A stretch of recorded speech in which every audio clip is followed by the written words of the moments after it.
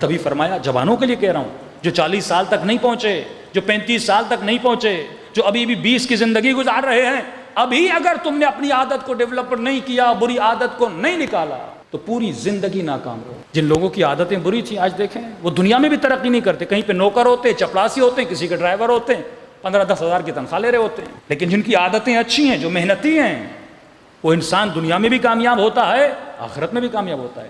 اللہ party بازی نہیں کرتا کہ علی والے ہو گئے تجھے سب کچھ دے دوں گا، نہیں، جب تک محنت نہیں کرو گے، اچھی عادت اپنے اندر۔ بھائی وہ مولا علی جو اشارہ کرے تو مٹی کو سونا بنا دیں، عقیدہ ہے نا ہمارا۔ کہ امام حسن ایک جگہ سے گزر رہے تھے، امام کا ایک چاہنے والا، اندھیری رات ہے، ٹوٹی ہوئی دیوار، ٹوٹا ہوا گھر ہے، خرابہ ہے۔ امام نے دیکھا اس کے ہاتھ میں تیر ہے، تیر میں کمان ہے، کمان میں تیر ہے۔ اس نے تیر کو کھینچا اور چھوڑنا چاہتا تھا۔ امام آگے بڑھے، مولا حسن، امام نے اس کے بازوؤں کو پکڑ لیا۔ اس نے مڑ کے دیکھا امام حسن کہ مولا کیا غضب کر رہے ہیں، میرے بازوؤں کو چھوڑیے۔ امام نے کہا کیوں چھوڑوں، نہیں چھوڑوں گا۔ 5-6 منٹ تک امام نے پکڑ کے رکھا۔ امام نے کہا بتاؤ تو صحیح، دیوار کو تیر کیوں مار رہے ہو بھائی؟ کہ مولا ایک نجومی ہے، اس نے مجھے بتایا کہ 100 سال میں آسمان میں جو ستارے ہیں 100 سال کے بعد آپس میں ملتے ہیں۔ اگر اس وقت کوئی تیر کو کمان سے نکالے اور دیوار پر مارے تو پوری دیوار سونے کی بن جائے گی۔ مولا آپ نے مجھے کروڑ پتی بننے سے روک لیا، میں غریب تھا، مولا امیر بننے والا تھا، ایک ہی چانس بنا تھا 100 سال میں، وہ بھی ایک بار۔ امام نے کہا اچھا ایسی بات ہے، کہاں مولا؟ امام نے کہا تیر اٹھا، کمان اٹھا۔ اس نے تیر و کمان اٹھایا۔ امام نے کہا تیر کو کھینچ، اس نے کھینچا۔ کہتا جیسے میں نے کھینچا تو میں نے دیکھا ستارے پھر مل گئے۔ میں نے کہا مولا یہ تو کمال ہو گیا، جو 100 سال کے بعد ملتے ہیں پھر مل گئے۔ اس نے کہا مولا یہ تو کمال ہو گیا۔ اس نے پھر تیر کو چھوڑنا چاہا، حسن بن علی نے پھر پکڑ لیا۔ کہا مولا کیا غضب کر رہے ہیں، یہ 100 سال میں ملتا ہے، یہ آج تو کرشمہ ہو گیا، پھر مل گیا۔ پھر اس نے دیکھا ستارے جدا ہو گئے۔ اس نے کہا مولا کیا کر رہے ہیں، پھر مجھے امیر بنانے سے روک لیا، پھر مجھے کروڑ پتی بنانے سے روک لیا۔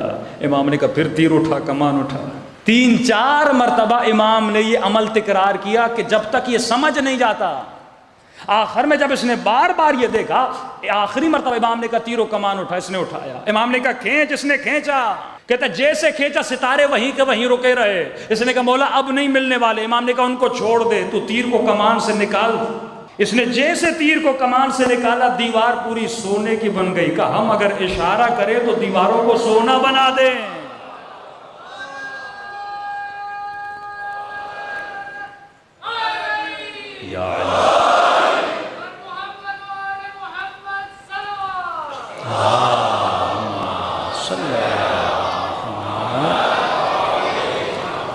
پریشان ہو کے کہنے لگا مولا اگر ایسا ہے تو آپ ایسی زندگی کو گزار رہے ہیں۔ امام فرماتے کیسی زندگی ہے، اچھی زندگی تو گزر رہی ہے۔ اس کا عقیدہ تھا جس کے پاس مال نہیں اس کی زندگی اچھی نہیں ہے۔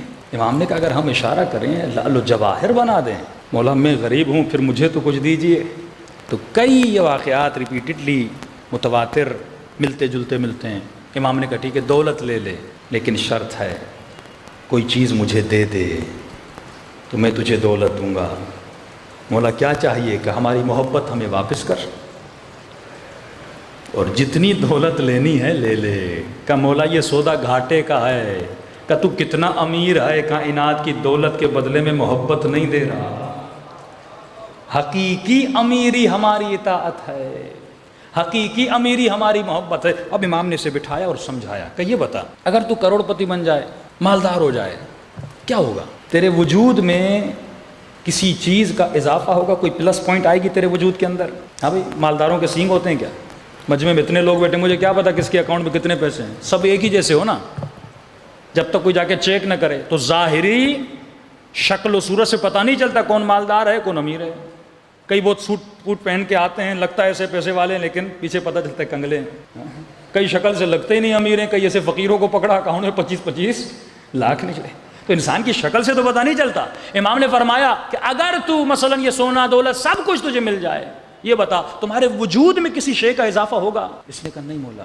کہ پھر ایسی چیز کے پیچھے جاتا کیوں ہے جس سے تیرے وجود میں اضافہ ہی نہیں ہو رہا، جو تجھ سے جدا ہو جائے گی، جو ایک دن تیری رہے گی نہیں۔ میں نے عشر طہارت جب پڑھا تھا آپ کو بتایا تھا نا کہ ایک ہوتا ہے رزق، ایک ہوتا ہے مال۔ ایک ہوتا ہے رزق، ایک ہوتا ہے مال۔ رزق وہ ہے جو آپ کا نصیب ہے، مال وہ ہے جو ایسے ہی پڑا ہوا ہے، یعنی آپ کا نصیب نہیں ہے۔ مثال آپ کے اکاؤنٹ میں 1 لاکھ ہے، آپ 6 دن اس دنیا میں زندگی گزار کے مر گئے، ان 6 دنوں میں جتنا آپ نے کھایا یہ آپ کا رزق تھا، جو بچا وہ آپ کا ہے ہی نہیں نا۔ اب انسان وہم کی حکومت میں اتنا گرفتار رہتا ہے یہ میرا ہے، تیرا وہی ہے جو تو کھاتا ہے، باقی تو چھوڑ کے چلا جائے گا، وہ نہ تیرا ہے نہ تیرا تھا، وہ جس کا نصیب ہے وہ اسے جا کے ملے گا، وہ تیرا نصیب ہی نہیں ہے۔ کتنے آپ کے بڑے بڑے سیاستدان مر گئے، اکاؤنٹوں میں اربوں روپے چھوڑ کے گئے، ان کا تھا ہی نہیں، ان کا وہی تھا جو ان کا نصیب تھا۔ اور ایک قدم آگے بڑھوں، آپ کے پاس گھر ہے، مثلا 1000 گز کا گھر ہے، گھر تو بہت بڑا ہے، سارا آپ کا نصیب اور رزق نہیں ہے۔ جتنے گھر میں سوتے ہو وہ تیرا رزق ہے، وہ تیرا نصیب ہے۔ جسم 6 فٹ کا ہے، 5 فٹ کا ہے، یہ جہاں جسم پڑتا ہے نا وہ زمین تیرا نصیب ہے، باقی سارا مال ہے، باقی تیرا نہیں ہے۔ اب جملہ سنیں امیر المومنین کا، مولا فرماتے ہیں اے انسان اگر مال کو رزق بنانا چاہتے ہو، اگر مال کو رزق بنانا چاہتے ہو تو علی تجھے فارمولہ دیتے ہیں۔ مثلا میرا نصیب ہے 100 روپیہ ڈیلی، میرا خرچہ ہے 700 روپیہ، یہ میرا نصیب ہے، لیکن پھر بھی میرے اکاؤنٹ میں ایکسٹرا پیسے پڑے ہوئے ہیں، تو فرمایا اس کو کسی اور کا رزق بنا، وہ تیرا رزق بن جائے گا، وہ بھی تیرا نصیب بن جائے گا۔ کئی لوگ ایسے چھوڑ کے چلے جاتے ہیں، ان کا نصیب نہیں بن پاتا، وہ کسی اور کا ہو جاتا ہے۔ فرمایا اس کو راہ خدا میں دینا شروع کر دے، وہ تیرا کیا بن جائے گا؟ رزق بن جائے گا۔ ابھی سمجھ آیا کہ علی رات کے اندھیروں میں اٹھ کے یتیموں میں غذا کیوں بانٹتے تھے؟ علی اپنے پورے مال کو اپنا رزق بنانا چاہ رہے تھے کہ جتنا علی کما رہے ہیں وہ علی کے حصے میں ہی چلا جائے، مولا کا کیا بن جائے؟ رزق بن جائے۔ تو فرمایا اپنی زندگی میں دینا شروع کر۔ کہ ایک اچھا شخص تھا، دنیا سے گیا، بہت مالدار تھا، بیٹے کو سب کو حصے دیے، پھر بھی اس کا ایک پورا گودام کھجوروں کا بچ گیا۔ بیٹے رسول خدا کے پاس ہے، یا رسول اللہ ہمیں تو بہت ہے، یہ بچ گیا ہے والد کا، ہم چاہتے ہیں اللہ کی راہ میں خیرات کریں تاکہ ہمارے بابا کو ثواب مل جائے۔ نبی نے کہا اللہ ایسے بچے سب کو عطا کرے جو والد کے لیے اتنی خیرات کرنا چاہتے ہیں۔ تو پوری کھجور کا گودام تھا، وہ غریبوں میں بانٹا، غریب آتے گئے لیتے گئے، آخر میں رسول خدا وزٹ کے لیے آئے تو کیا دیکھا؟ زمین پر ایک کھجور باقی ہے۔ نبی نے بڑی حسرت سے اس ایک کھجور کو اٹھایا، اٹھانے کے بعد کہ آج جتنا تم نے اللہ کی راہ میں دیا ہے، اگر وہ اپنی زندگی میں ایک کھجور خود دیتا وہ اس پورے ثواب کے برابر ہوتا، کیونکہ تو نے دیا ہے، اس نے نہیں دیا۔ یہ تیری سخاوت ہے کہ تم نے باپ کے لیے دیا، وہ اپنی زندگی میں تو کچھ کر کے نہیں گیا۔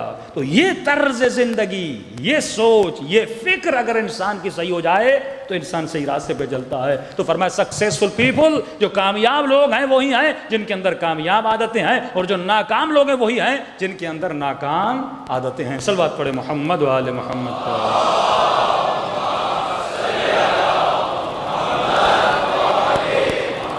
وَأَجِّلْ فَرْجَ